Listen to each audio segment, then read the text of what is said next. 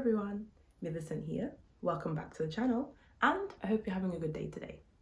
Okay, so in today's video, I wanted to talk about being Black in Korea and as well as dissect some topics with you guys. I have two small story times to share.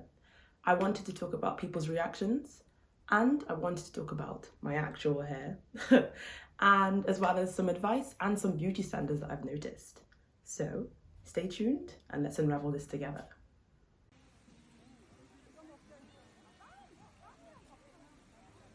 Okay, so one of the first things I wanted to talk about was people's reactions. So one thing that's very obvious is that I'm Black. If you didn't realize. But no, so one thing I wanted to say about this is that being in Korea, everyone can see that Korea is a very homogenous country, meaning Korea is very Korean. Everywhere you go, Korean people everywhere, right? So the second you come to Korea, you will obviously know that more than often than not, you will be the only foreigner sometimes, or at least the only Black person in the room. Is it hard to get used to? Not really, from my experience, in my opinion. Purely because prior to coming to Korea, and as everyone already knows, it's very Korean. So yeah, there are times when I, for example, I'm riding on the bus, I'm either the only foreigner, or if I'm not the only foreigner, I'm usually the only Black person. But it's something you have to get used to, and I don't think it's that much of an issue. Another thing within this is that people normally stare. So me personally, I don't have an issue with this. But yes, many places that you go to, people will stare at you. Why? Because you're the only foreigner. So they usually look, from my experience, out of a place of curiosity, rather than having any bad intention behind it. It's just usually the recognition that, oh, this person's different. They look incredibly different to us. Like, oh my gosh. But yeah, me personally, I don't have an issue, but it's definitely some food for thought and something to think about when you arrive to Korea, whether that's for travel or whether you choose to move here. Within people's reactions, I also wanted to talk about how some people behave in front of you. So recently, my friend, who's also Black, she's African American, we went to Busan for Halloween and we went clubbing. And one thing I noticed is that people definitely behave a little bit different in front of Black people, I think, in the club. From my experience, people were like, not necessarily like flocking around us, but many people were purposely like closer to us. You could see it. And people also tried their best to do some twerking in front of us. It's what you make of it. Once again, I don't really mind. I thought it was quite funny. And look, some of these people can do it well, so I'm not gonna complain. But it's definitely something else to think of, that people might behave slightly different in front of you, especially in situations where there's alcohol involved and people might be feeling a little bit more relaxed. And one final thing I wanted to talk about within people's reactions is my students. So, as everyone knows, I am a teacher out here in South Korea. I teach at a public school, a public elementary school, and it doesn't happen every day, but there are often the occasions where my students might ask me, like, teacher, Millie teacher, like, your hands, and they'll be talking about like, why are the lines in your hands so dark? And I don't take anything from it, obviously, because they're children, they don't know anything, and they're curious because you look different. And I normally just tell them, I'm like, oh, like, I'm a foreigner, right? I'm not Korean. And they're like, yes. I'm like, so I look different? Yes. And they're like, yeah. And then that's usually it. Like, that's the end of the topic. So with kids as well, it's easy for them to understand. It's just like, oh, this person's not Korean. They're bound to look a little bit different. And yeah, I've had like, why is my skin color darker? And I'm just like, I'm not Korean. You guys know this, right? But yeah, I don't take anything from it. And it's just something else to mention also. Okay, number 2, the juicy part, story times. Okay, so I've got 2 small story times. One is involving a woman and the other is involving a man, I guess. But basically, the first story time I wanted to talk about with the woman is I was shopping in E-Mart. So E-Mart is kind of like Costco-like in Korea, a shop where you can buy in bulk and it's a very big space. It happened to me last year, but it doesn't cross my mind often, but I will never forget it. Basically, I was walking around the shop. I was clearly new to Korea. And I was like in the toothpaste section, buying my Colgate toothpaste, looking for toothbrushes and things like this. And then it's one of the things where you only realize what happened after it happened.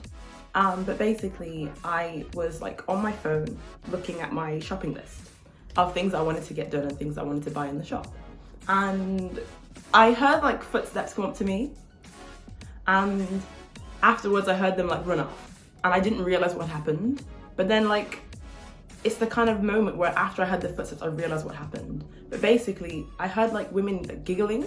I don't know if they were women, teenagers, children, whatever. I really don't remember like the age.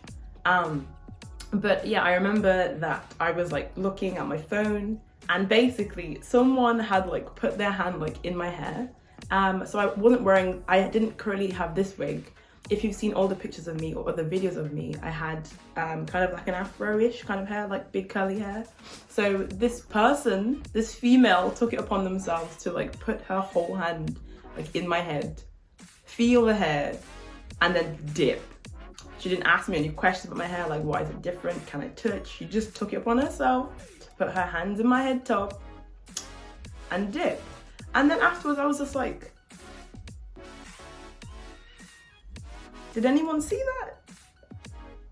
I was by myself, I was with no one, and there was no one else in the aisle either. And I was just like, is this going to be Korea? And obviously you will inevitably get those thoughts, like, is this the country? Is this how people behave here? But then you obviously are able to fine tune and realize that no, it's just this interesting individual. And it's not the country, it's just person to person. But yeah, that's one story time. And I never know if I underreacted, but I know that the energy it felt different than being in England. For example, obviously coming from England, it's a very boiling pot like country, as in everyone lives in England. Different ethnicities and nationalities live in England.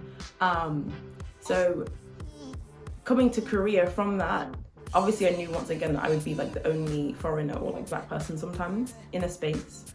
But yeah, to experience something generally because of the blackness, I was just like, But yeah, one thing I wanted to share with you guys. You can take it as you wish. Me, I've gotten over it. It comes into my mind every now and then, but something I wanted to quickly share. Okay, second story time involving the guy. First thing I wanted to quickly mention was, if you guys have seen previous videos of me and my boyfriend, you would have known that I was on Tinder in the past. Okay, so one thing that I actually did look a bit into before coming to Korea was some other black women's experience with dating, Korean men in particular, and just dating in general within the country. And some people didn't have good experiences and some people were completely fine. As we know, that it is case by case and everyone's experiences and lives are incredibly different. But yeah, I was always slightly curious, especially when it came to me wanting to start dating, about how some people's reactions would be to me being obviously black and being a foreigner in Korea. So just to quickly mention, so yeah, there was one day I'm like scrolling, swiping on Tinder. Left or right, left, left, left, left, left, right, left, left, left, left. And yeah, so I'm like swiping left to the people, you know, who have the usual nose, like, you know, wearing the mask or like a hood up, one picture, can't really see their face, all this stuff. It's like, no, you're like a clear left. But yeah, there was like one guy, I remember the picture, he had like a black hood up and he had a mask on, you could only see his eyes because that really gives us much information to work with. And yeah, I remember, it makes me laugh to this day, he had the whole confidence and the audacity to write in his caption, like before anything about him or hobbies or anything, at the beginning, it literally was in capital letters, it was like no blacks. And I was just like, he really typed this up with his whole chest and wrote this on his Tinder profile. But then one thing, I was laughing, I was just like, But then the other thing that I realized was like, thank you for writing this, because if you genuinely think about it, suppose, okay, this was like this hidden like, not agenda, but like this hidden like mindset, and like you match, you start talking, this would have jumped out later on. So thank you for helping me dodge a questionable bullet. So yeah, that was a second story time of my experience here in Korea. Once again, take it as you wish.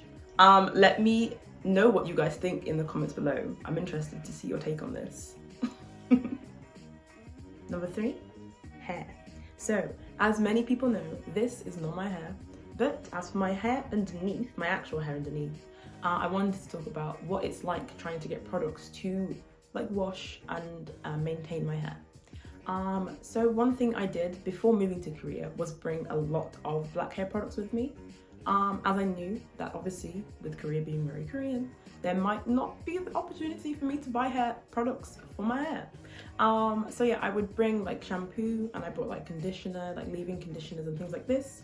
I tried to bring a lot, or as many as I could fit into my suitcases when I chose to move here. And it's been okay. Obviously, looking after the hair is not an issue, but the issue is when things start to run low, or when they start to run out. And then you might think to yourself, like, what do I do? And where do I get some more? So if you're running low, one thing I would like to say is that fear not. There are many places, I think, where you could buy hair products for black hair in Korea. I don't know of any of the shop names, but there are the occasional black shops around the country that sell black hair products. Me personally, I've never been to any. But I know that there are some lacking. You might have to do some research, as I can't provide too much information, but I know they're there. Second thing is that there is a shop where you could buy products from abroad that would be shipped to Korea. And this shop is called Coupang. It's basically like the Korean Amazon, and you can get many and everything on there. You could buy a TV, you could buy a tent, you can buy food. You can do anything you want with this shop, to be honest. But yes, you can get black hair products from Coupang, and sometimes they're a bit more expensive, but they're usually well, reasonably priced. And I think this is good, and I use this website also when it comes to buying products for my hair. A third option for black hair products would be if you were actually to get into contact with your family back home. So if you had shops around you back home that sold black hair products, sometimes I would ask my family like, oh, can you get me this one please? And then it might be a bit more expensive, but you can have your family ship products to you also. So normally every 2 or 3 months, my family will send me like a care package, or we call them a box of lovelies. And it will have some black hair products in there for me, as well as other things that I might have needed or left back home. But that's another and third way to look after black hair, I think, in Korea. Number 4, beauty standards that I've noticed here in Korea. So picture this, you're walking down the road on a little march, you've got a hunt and you are on a quest.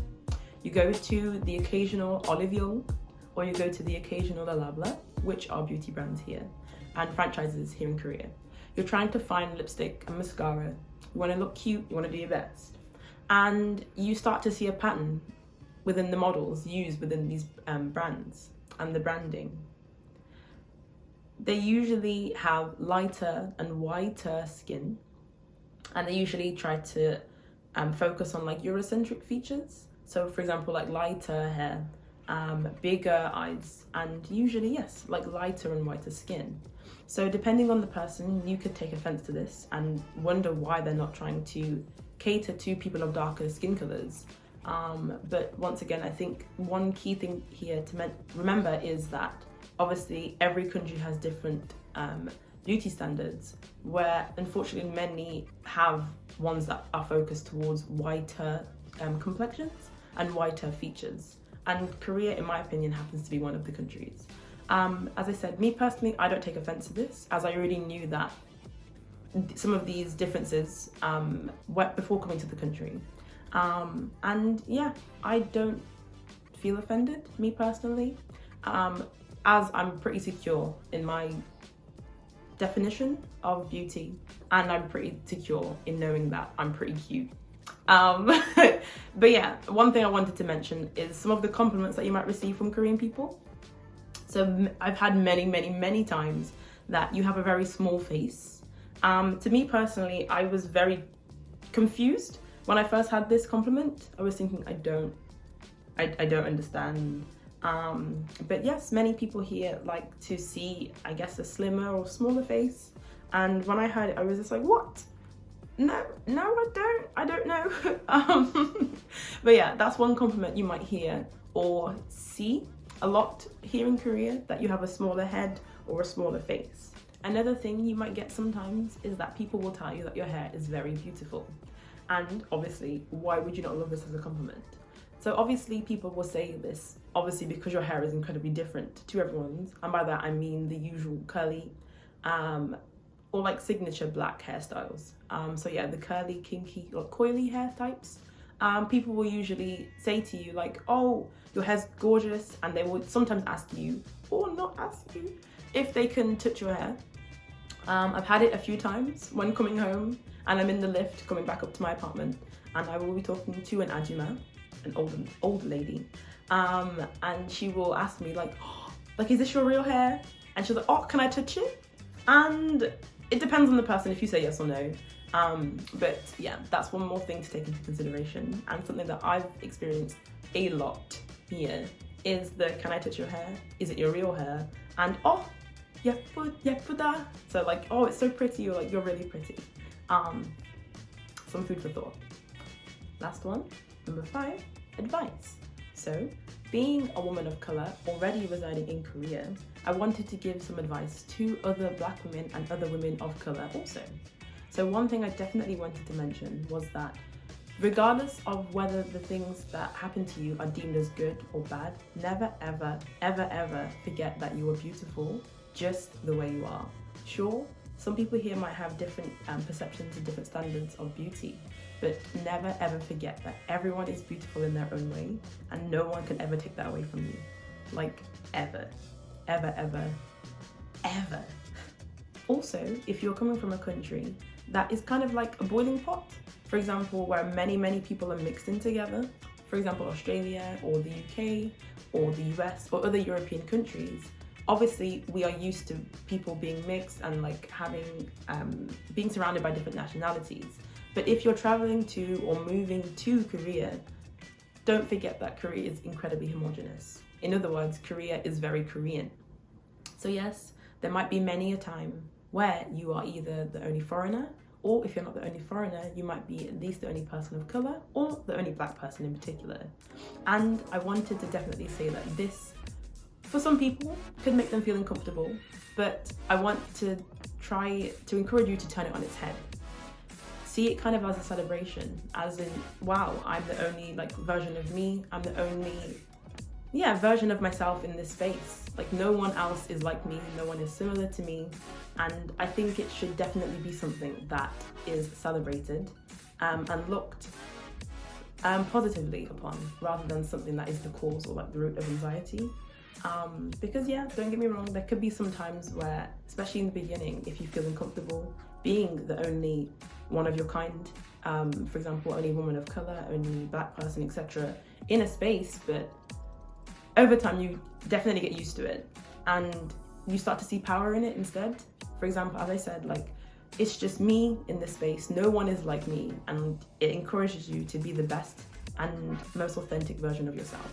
Never forget that. You're beautiful the way you are, and there is no one else like you. Okay, so this was today's video. I hope I touched upon some topics that have been on your mind for a while and kind of answered some questions that you might have had. I hope my 2 story times piqued your interest and gave you some of an insight as to what I personally have experienced here in Korea. Obviously, I cannot speak for every person of colour in Korea, as I'm just me. So take everything I said with a pinch of salt and remember that it's just my personal experience of me here in Korea. With that being said, everyone, don't forget to like and subscribe. Leave a comment about what you thought about the video, anything that surprised you, anything that you already knew. I'm very curious to know what you guys think.